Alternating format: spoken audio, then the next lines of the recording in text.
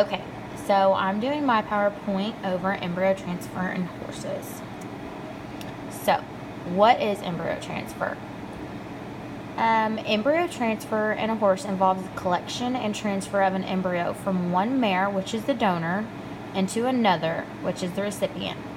The donor mare and stallion contribute their genetics to the foal, not the recipient, meaning the genetic of the donor mare and the genetics of the stallion come together, and the recipient acts it acts as a surrogate mother. The surrogate mother would help determine the size of the foal, as it says right here. The recipient will help determine the size of the foal at birth, and its subsequent growth is determined by its own genetics, meaning the donor and the stallion.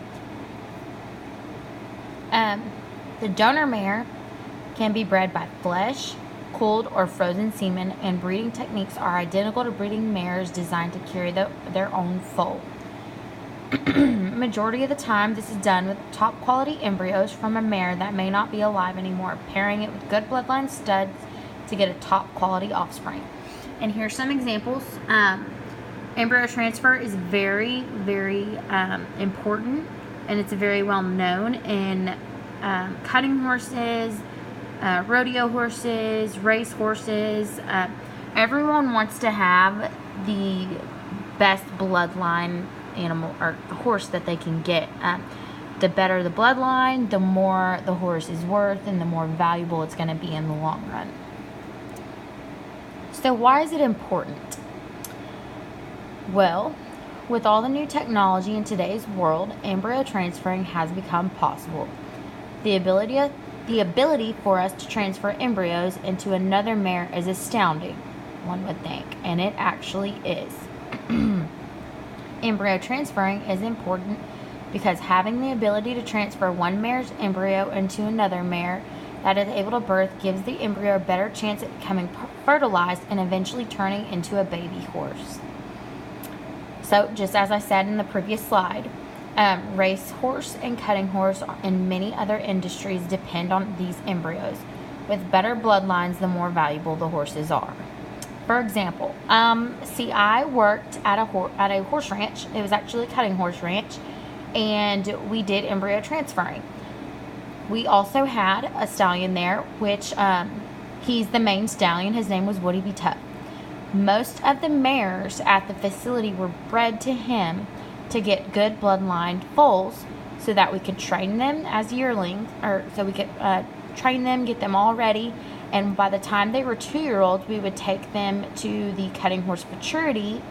Some would be invited to the gala, which is a very high-class horse sale, and some of these horses would sell for over $100,000, only being 2-year-olds. So, what are some advantages? The advantages are a donor mare can produce more than one foal per season. The donor mare can remain in competition while producing foals. Young, genetically valuable donor mares can begin producing foals before maturity or while in training. Valuable mares with physical disabilities that would prevent a successful pregnancy can produce offspring. Older mares that are incapable of carrying a foal to term can continue to produce foals as donor mares. Risk of foaling problems for donor mares is eliminated. Success rate with recipient mares that have conception problems may be increased. Alright, so those are some advantages, and here's a little picture. Okay, disadvantages. One major disadvantage that people don't really look into is that the procedure is very expensive. It is very costly, and it does take some time. So, after that being that the procedure is expensive, embryo transfer requires specialized training, and not all equine facilities, veterinarians, or practitioners offer the service. Timing is extremely important, and cooperation among all parties involved is essential, since one misstep of part of one of the parties will result in failure to achieve pregnancy. Techniques to increase the ovulation rate which are proportional to egg recovery in the mare, are generally unsuccessful. Mares usually only release 1 or sometimes 2 eggs for fertilization per cycle. Much research has been aimed at increasing the ovulation rate. However, this is expensive, mostly unsuccessful, and usually only results in 1 extra embryo. So those are some disadvantages. Alright, so here's some current issues. Here are a few important current issues in general when it comes to embryo transfer in horses. They are quality of the sire's semen, artificial light program, and people being unknowledgeable. These are only a few. Okay, so quality of the sire's semen. This is going to be really important when it comes to picking a stallion to breed with, like the bloodline, stuff like that. So when it comes to transferring embryos from one mare to another, more qualified mare, pairing it with the semen of the sire, it is important that the sire has strong semen. If the semen of the sire is no good, then the procedure will have to be done all over again to get a certain embryo paired with the sperm of the sire. Sperm are to be kept at a certain temperature, and there are many factors that cause sperm to either die or have a lower success rate. It is always important to see if the stallion is able to breed and is not sterile. That goes back to doing your research about the stallion that you're wanting to breed to. So, the quality of the sire semen is always an issue. Anything could happen that could cause the stallion to become sterile, whether it can be cancerous tumors in the male, older age, or semen was not well kept and taken care of. Owners should know to try to breed mares with stallions that have a high live foal rate, giving it a higher chance at better semen. Okay, artificial light program. So here's something that a lot of people do not know. A lot of people assume that horses can just breed whenever. That's not true.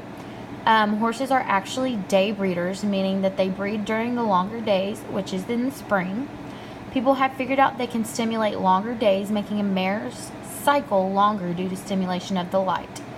Problems with this program are that it's very expensive, labor intensive, and not very practical. Other ways have been developed that are not quite as costly and much simpler to achieve.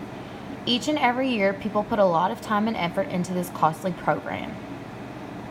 So, some new research shows that directing blue light to one of the horse's eyes suppresses melatonin release, meaning that using individual light masks for mares can replace all the older methods. So, most of the time, this artificial light program is done so it stimulates the horses to have a longer cycle. So, unknowledgeable owners. A major issue with embryo transfer is people who have absolutely no idea what they're doing. Say an owner wants to breed their mare, but their mare is older and most likely won't foal well. So the owner resorts to a more in-shape, younger mare who is able to foal. When performing the procedure, veterinarians give specific instructions so that the mare does not lose the foal. Most of the time, owners already think they know everything and do not listen to the vet. This results in loss of the embryo and no foal in the long run with an additional waste of money.